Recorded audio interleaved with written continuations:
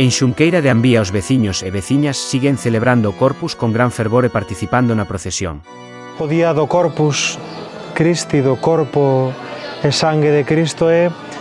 precisamente exaltar esta certeza da fe de que a presencia de Cristo real, máis aínda sacramental,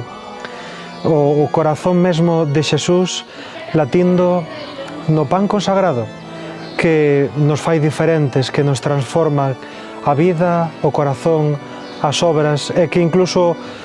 os ámbitos máis escuros e as probas máis duras da vida as enche de luz e esperanza. Por eso, na nosa terra se sigue coidando con esmero, con mimo, este día de festa, de solenidade, coa celebración da misa, pero con esa exaltación pública da fe que está ben enraizada, ben afondada na tradición de tantos homes e mulleres de ben e de tanta fe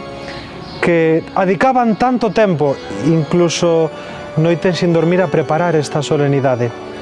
O corpo